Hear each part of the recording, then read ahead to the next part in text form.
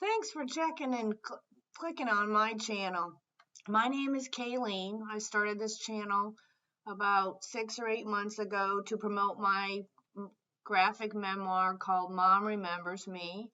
And so this channel is a little bit about caregiving, art. I really believe you should use some form of art if you're doing some kind of caregiving, or even if you're helping out relative, whatever. If you have a relative that's taking care of your family member, instead of putting them in a home, I think you should give them all of your expendable income because it's a tough job and nobody deserves to be put into a nursing home. I don't care what you say. Nobody should be in a nursing home. If you've ever seen a lockdown unit in a nursing home like I did, and I had to fight a nursing home in probate court to get my mother out of a lockdown unit, you would know that nobody deserves to be in a nursing home, especially a lockdown unit. My mother was fine.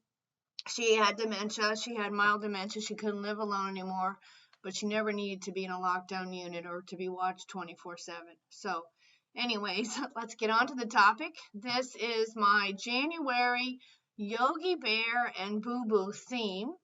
I'm doing classic cartoons.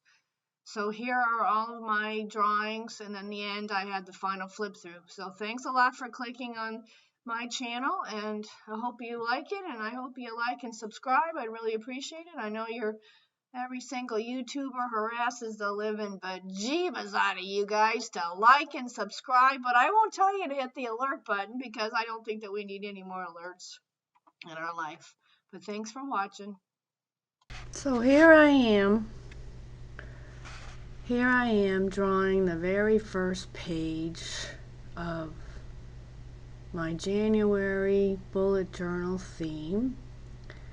And I'm not going to leave you hanging and have it all quiet, and I'm not playing any music in the background for you to relax. I thought I would talk while you're watching me do this video. This whole video is only 22 minutes long, so I really only have to talk for 14 minutes. Everything's kind of squished there, right? So I really am enjoying doing all cartoons for the past year. And in the end, in the final flip through, I have a challenge for you. I'm not going to tell you what it is right now, but the final flip through, I have a challenge for anybody who knows all of their classic cartoons and all the shapes. I've been having a lot of fun times drawing all these classic cartoons from my bullet journal themes. I have, if you don't know who Torin Marie is, she's a YouTuber for doing BUJOs in Perth, Australia, and she's an awesome artist. And I always feel like cartoons are easier, so that's kind of why I'm just doing cartoons for a while. I got back into art, taking care of my mother. I started taking her to paint nights all the time. I did grow up doing art, and I always enjoyed it, and it was one of the very few compliments that my mother gave me. She wasn't very good at compliments, but she wasn't anything. She just wasn't good at compliments. She wasn't a bad. So I always kind of feel like it's kind of a corny thing coming full circle, but I do feel like taking care of my mother did kind of bring me full circle because I got back into art. And I really encourage all caregivers to look into some form of art. So it doesn't have to be drawing, of course. It could be woodworking. It could be jewelry making. It could be gardening. And of course, if somebody in your family does need some help now and they do some form of art, then I think you should maybe pick it up with them and keep going with them. I sincerely believe now my mother stopped going out social dancing at some point, maybe 2 years before she really couldn't live alone anymore, and it was because she couldn't drive at night. So if I had kind of realized that, I would have tried to keep up with it. Even though I live in California and I moved her out here to California to live with me, I'm from Massachusetts, I could have figured out some way to make sure she kept on going out dancing, because my mother was a good social dancer. She could also lead and follow rumba, even polka. If anybody knows their social dancing, polka is one heck of a cardiovascular. So she could still lead polka and waltz. Waltz is a difficult dance to lead.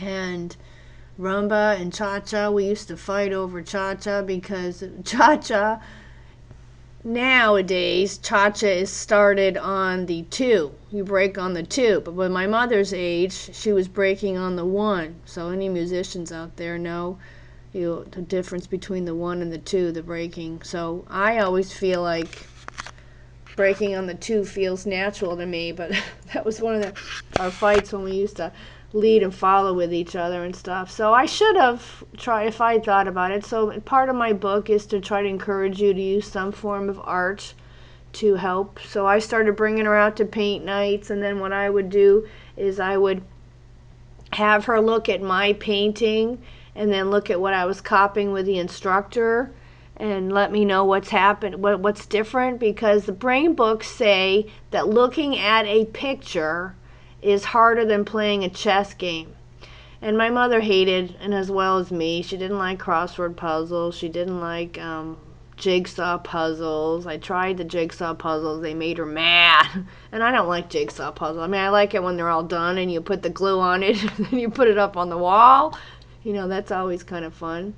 But actually doing the jigsaw puzzle isn't fun for me either. So she didn't like any of that. So I didn't say I was going to explain. So I stopped using the actual dotted bullet journals. This is actually my first book of doing that. I'm tapping the book like you guys can see me when I'm talking, right? So I didn't like the dots. You spend a lot of time on the art, and then you have all those dumb little dots in there, and then even when you put the little white gel pen in there to get rid of the dots, you can always see it. I just never liked it. So I switched over to this canvas. Dingbats actually is the book that I use for my other journal. I have like what I call a brain dump. So I need a whole journal for a brain dump. So the Dingbats has a B5 blank book that's pretty thick, and it doesn't, of course, hoo-hoos would bleed through, but regular water-based markers doesn't bleed through that. So I kind of combine, I know, which I just started this year, trying to do what I call a yearly journal, a yearly BUJO of stuff that you need for the entire year. Because even this book, which I counted out the pages on this canvas book, and if you go to Michael's, these books are always on sale, always. It's either buy one, get one free, which they just had them a couple days ago, till today is December 22nd, 2022, so I don't even think it's because the holidays are coming up, but they always have them on sale, buy one, get one free, and this is doing pretty good. I didn't think I would like the wire framed and that like that, but I kind of like it. I mean, it gets to be a pain when your hand gets over to the right. I'm sure a lefty would dislike it on the right side, but it came out pretty good, and it does move around a lot. And then of course, I guess with the wire, you never get to the point where it's too thick and you can't close it. So this works out pretty good, and I don't have a elastic band around it to hold it, and I'm not adding in a whole bunch of other stuff in there. So it works out pretty good. I really like using this. So you can see on this when I'm drawing Yogi, Fred Flintstone, which I did the Flintstones earlier in the year, or maybe even might have been the end of last year. That was Adobe Fresco one that I did. I copied it. So I mentioned later on the flip through about tracing. So I like, this is my cardio tracker. So that's my energy tracker. I put that into my energy tracker. So I spend a lot of time really kind of using my BUJO for, of course, health and fitness, but also just kind of tracking my own health, like how many hours of sleep I get.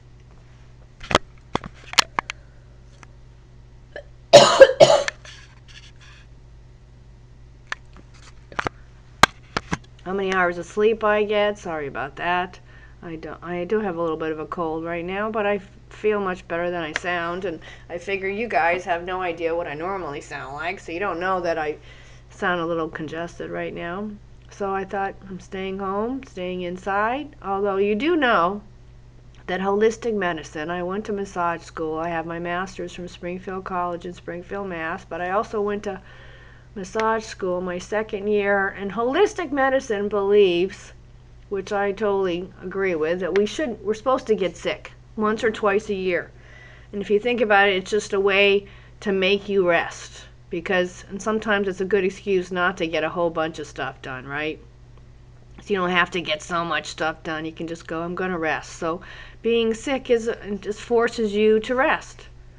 So it's okay to be sick, a couple times a year. If you're sick more often than that, then you just have to stop eating refined, simple carbohydrates. I've always tell my students to eliminate it. Of course, the sugar industry is always saying reduce, but the sugar industry has done their darndest to make sure that you cannot eat sugar in moderation. Because if you have it for breakfast, you're going to crave it all day long. So try eating steel-cut oatmeal for breakfast or protein. So I saute tofu or mushrooms or sweet potato hash browns. I make a lot for myself. My favorite breakfast is blueberries, a pint of blueberries first, because actually fruit sometimes is fermented and it takes longer to digest. So if you ever eat fruit and then you get gas, you have to eat the fruit first because it takes longer to ferment. So that's why I always eat fruit first, although I don't have any problems with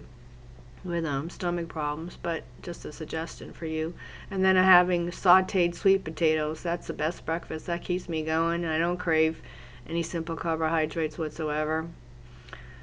So we're moving on to, now this, I remember now, is my cardio tracker. I'm drawing there, so you'll see the whole thing in the final flip through. So I walk almost every day now.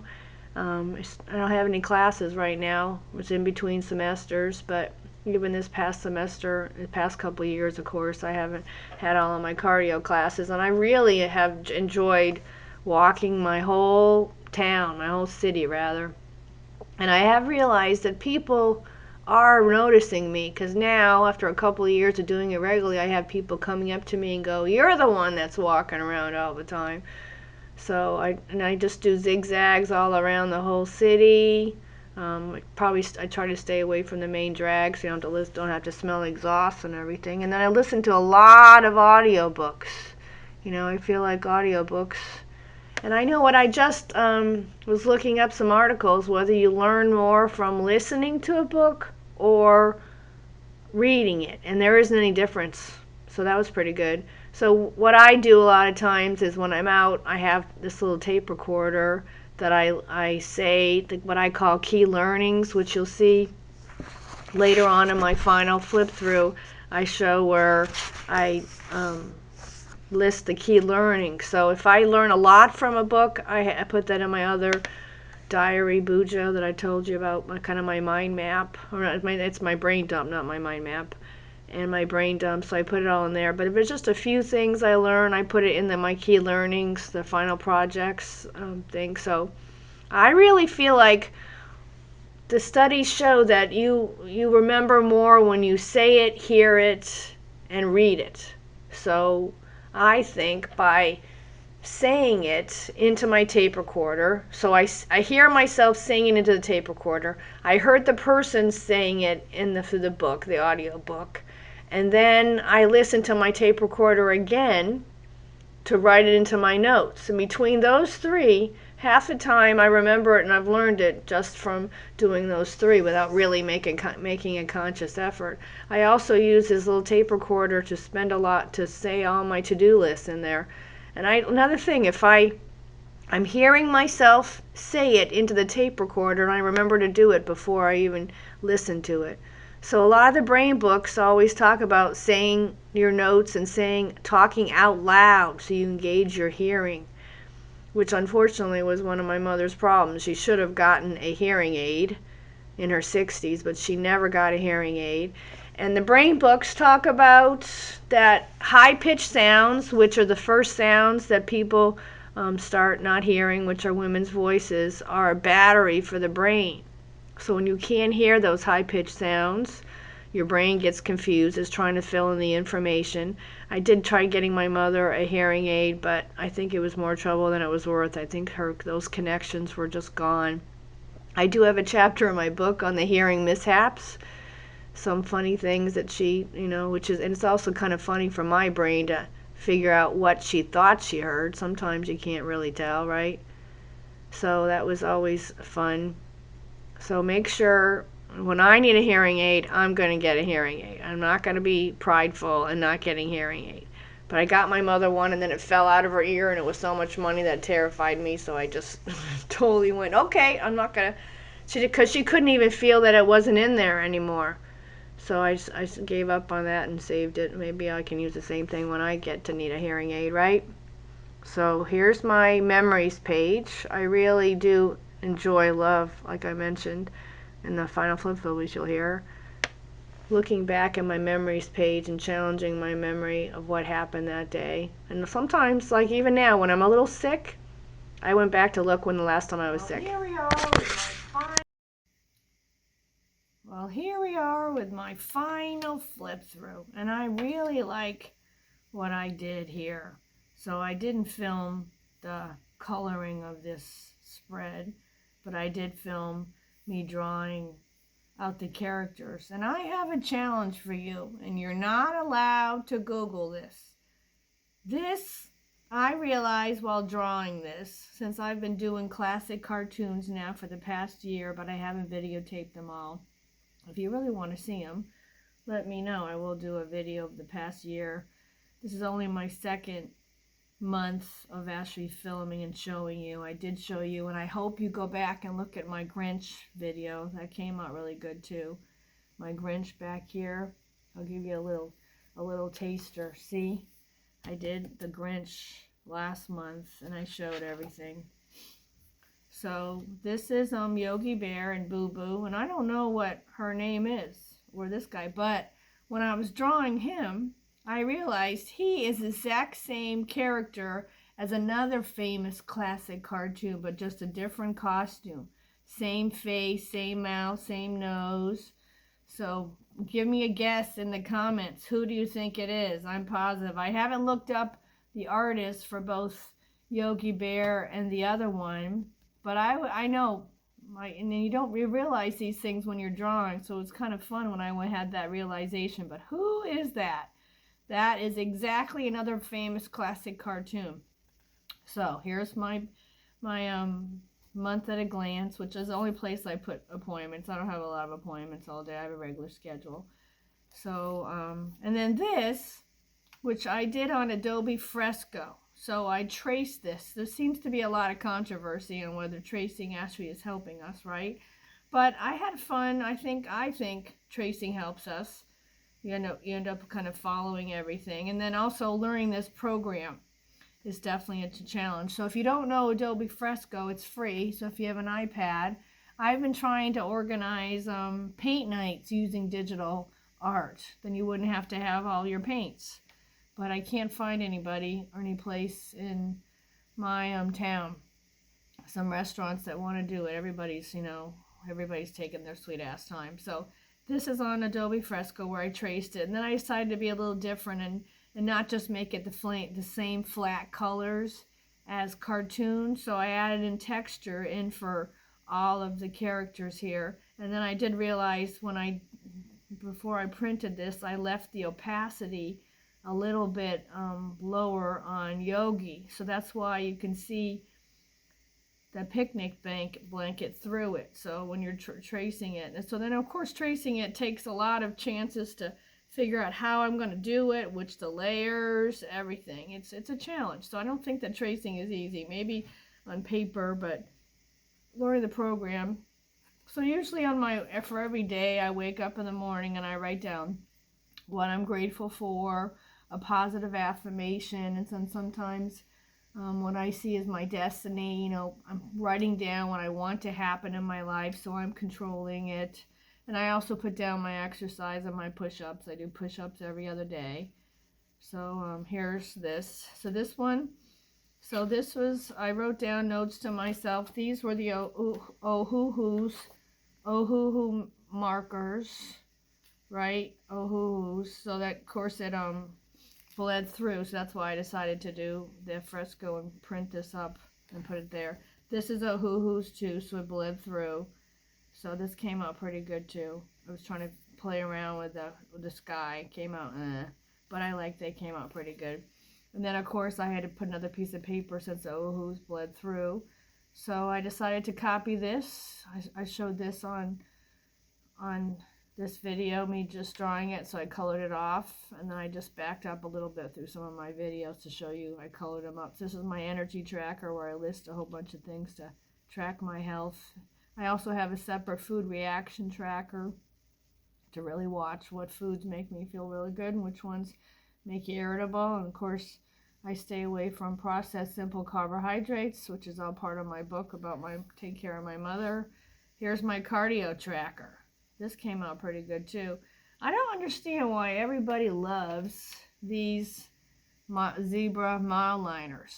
I find them kind of a pain in the ass. And there was a cashier at a craft store who agreed with me, but somehow this is what I use, and they always seem to, they don't have like a self-cleaning thing, so then you got to always clean them off. If you use a ruler, you get the black from the ruler on the marker, and I had to clean this all off, and then of course it kind of died. I should just throw that marker out so I don't try to do it again.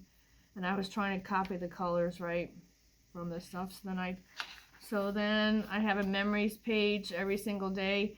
I write down a picture of my memory of that day to really challenge my memory, and I just took some washi tape and put it there and put him in there for the memories page. And then this is my last page, and I usually fill it up a lot, so that's why I didn't want to draw any yogis in there. But I have a memory key, so if I don't get the chance to draw the picture of the day, I'll write down my notes, what I want to do for a picture. And I really enjoy looking back at my memory month. It's kind of like a month at a glance through pictures and stuff. So again, this is Kayleen. I hope you'll enjoy this video. I hope you like and subscribe. It would be really good. This channel is kind of an assortment of health and fitness, caregiving, and art and graphic book reviews. Thanks for watching.